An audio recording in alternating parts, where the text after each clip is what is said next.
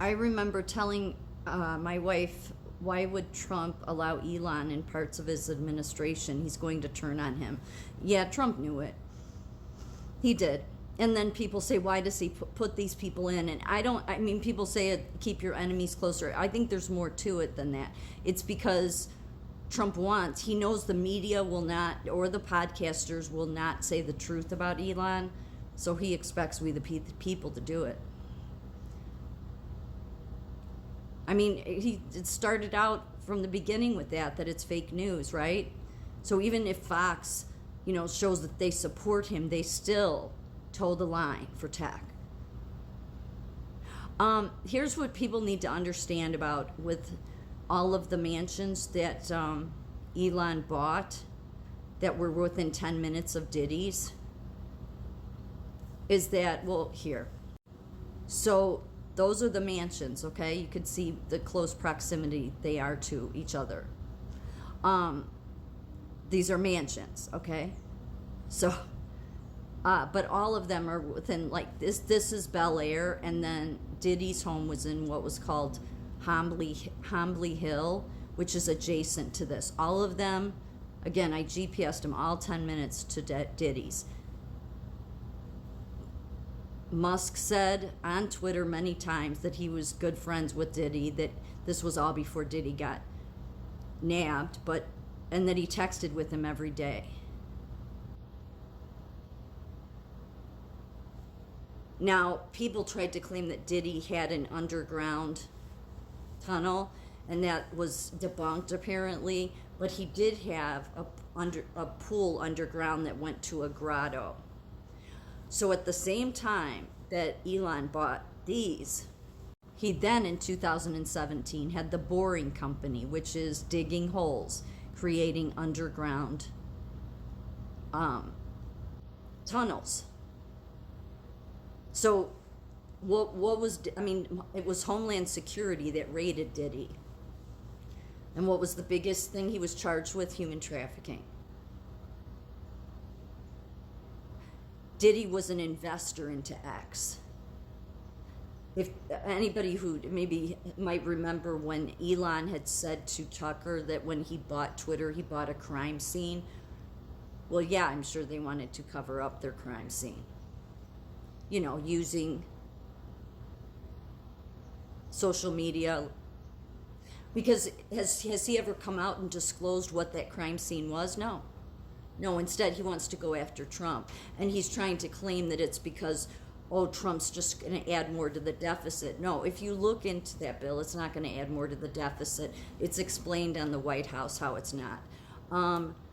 But more than that, because he says it's not about his companies. No, what it is about is, what it really is about, is that he's been tied to stuff that nobody else wants to realize, okay? He has been. Why isn't anybody asking the questions that I've been asking? Well, this is the reason why I would be silenced. Because he's not the only one that likes to buy neighbors' houses.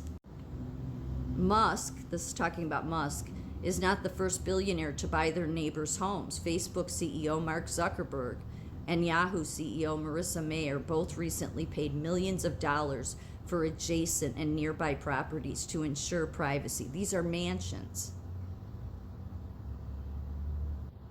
I mean, that's a lot of privacy you're trying to get there, huh? Because think about it. Diddy was charged with human trafficking. And given the size of his parties, I mean, it's not like you would be able to just bring all your trafficking victims across the street, right?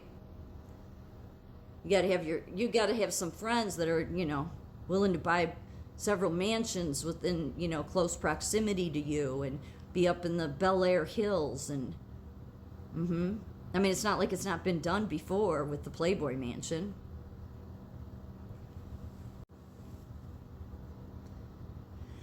So, and here's the thing, okay, because there's another angle to this that most people don't know about, because the only people that reported on this case was Epoch Times. But, which is in regards to this, is that in May of 2020, Elon Musk sold all of his homes. All of them at the same time. And then went on podcasts like Joe Rogan and said he wanted to be a minimalist. Yeah, no, I don't think so. And that obviously in May 2020 was before Diddy was picked up. And so I've questioned if it goes back to this case. This was filed in February of 2020. It was the Cyrus Parsa AI organization going after Microsoft, Apple, DeepMind, Google, Neuralink, Elon Musk, Mark Zuckerberg, a ton of politicians, even up to the Chinese Communist Party because of human rights abuses against the Uyghurs, because they used, this was all about the misuse of artificial intelligence, the manipulation of algorithms, and robotic, doing all of these things that were human rights abuses. But in all of this, because it was dismissed, it was filed in February 2020, dismissed in March of 2020. But in it, it had for each person from Mark Zuckerberg to Elon Musk that they had to pay like over half of what their money is, and that they had to do like community service, which has made me wonder if that's what Doge thing was all about. But the media, of course, would cover for, and your conservative podcasters would make Trump or make Elon look like a hero when really, no, him and Trump are very different. However, I don't have proof that any of these people settled, but it could have been possible because it was dismissed in March of 2020. And yet, then in May of 2020, Elon sold all of his houses. Because they would have all had, because this is damning. This is so damning, it's enough they should, like all of these people should have been put away. Because they've had us under the gulag system. That's the reason, you know, when you have a company in China, then you're tied to the Chinese Communist Party. Your business, you do not get to be there and not be tied to the Chinese government, because that's the way their system operates. That's the reason you never hear Elon say anything against the CCP. That's the reason Mark Zuckerberg praises Xi Jinping. Well, they love that system. They love that gulag. They've been having it there in China, which is what a lot of this is about, and so much more. There's so much more to this. I've done videos about it, of course. So the other thing is this Cyrus Parsa. Well, he was murdered. Oh, well, they say it was suicide just this past February. A gunshot to the head. But his family said he never would have done it. I don't think he would have either. This followed in the same time frame some other AI whistleblowers that had also been suicided. So it was his organization that went after this. The only person in this that they were willing to work with, but it was kind of touch and go because of the Neuralink aspect, was Elon Musk. And not because he hadn't done wrong too, but because they were saying because, you know, of his help with, or his, you know, activities with SpaceX, something like that.